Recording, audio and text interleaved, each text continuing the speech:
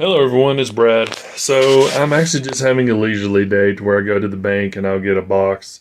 And I'll just go through a box myself without having to videotape it. And by no means is no burden, but I just feel antsy to come through and grab a box, look through it. And then same thing with the pennies. I went through and pulled some pennies out. Got the 1988 D wide AM close FG and stuff like that. So anyhow, but I went through, got a box, brought it back here to the house. As you see, I'm about a little more than halfway through it.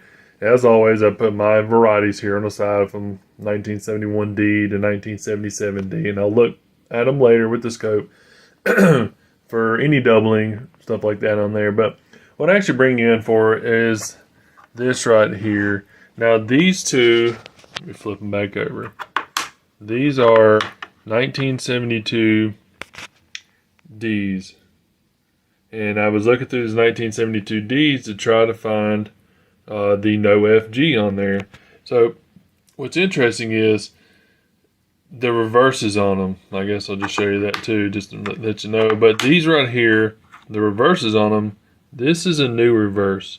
These new reverses came out, I want to say 1988, 1989, some time frame. This is the older reverse. It's been on, like say, up to 88, 89. And just to show you, because this is a 86, and it has still the same old reverse that's on it. So anyhow, it's quite odd that that new reverse is on a 72D.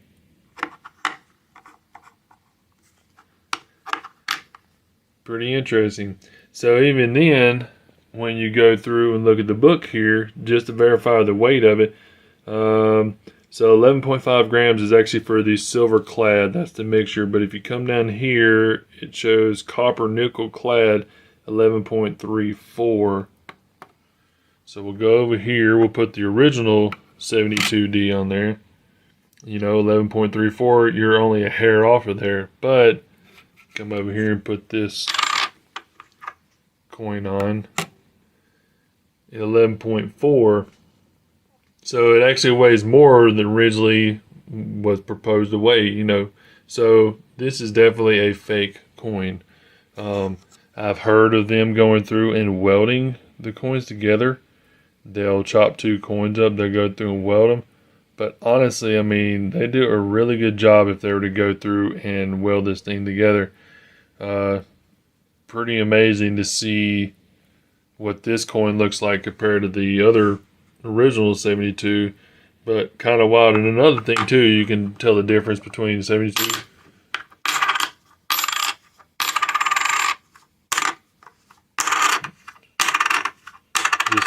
just flat. I mean, so it's basically just a piece of steel almost, but like I say, it's the same size.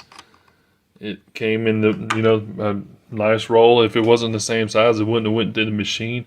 But anyhow, just going to bring you in to show you the fake 72 that I have found compared to the real one there. But also too, I did find a 40%er and a 90%er in the box so far. So I guess while I got the video running, I'll run the rest of the box through, and if I find anything, I'll bring you back in. Alright, bring you in a quick second, because I wind up opening one of the rolls, and usually I put them in my hand as always, just look through them. And it looks right there about the 6 coin on the end, right here. Might have a silver there. 65. 40%. Another one on the board. Alright, keep searching. Well, I finished the box up. Like I say, I didn't have anything else in there. Just wanted to bring you more or less for the wrap up, but to let you know too, just make sure to watch out for, like I say, your fake coins there. I mean, if you get up to the bank, you try to offload your coins and one of these keep falling out of it, or if somebody catches you at the counter or anything goes on with these fake coins, they will take this from you.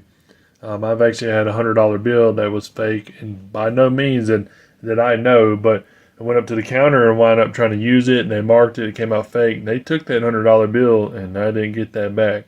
So, yet again, like I said, just watch out whenever you get these. But it's hard to tell. It really is. It looks almost exactly the same as that 72. But like I said, the weight-wise and just the way it looks, was a huge red flag for me. Anyhow, well, I did get those 3 silver there. I was going to hold off with the 2020 there that I'm going to wind up giving to the buddy at work, and then 92 that I do not have.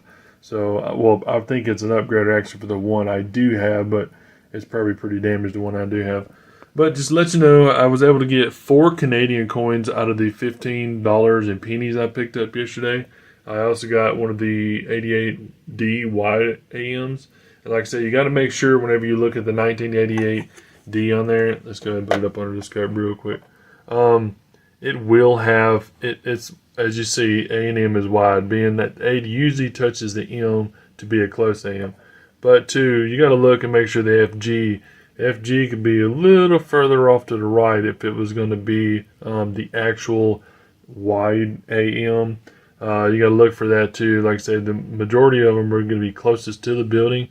So I'm pretty sure this is a wide AM variety that I was looking for. It's in decent shape, little oxidization on there. But I'm going to head up to the coin shop here shortly just to show them this fake coin to verify through them and make sure it's nothing going on that I don't know about.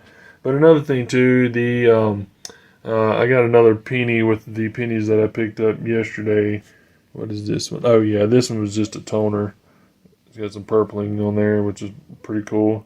So I was going to pull it out and just keep it with my collection because I like the toners. But I've got a 1969D on here. And this one would have the no FG. As you see, the no FG, the FG would be right here. And it is the floating ceiling. So there would be a column that's peaked up right here. And yet again, another column on the other side. And then there's nothing. So this is definitely the 1969D. And it's in decent shape. At least you can see his face, and there's no big scratches, nothing like that on there. So, anyhow, just to let you know what's going on with that. Well, if you liked the video, give it a thumbs up, and bring more videos to come. Make sure to subscribe, and have a great day.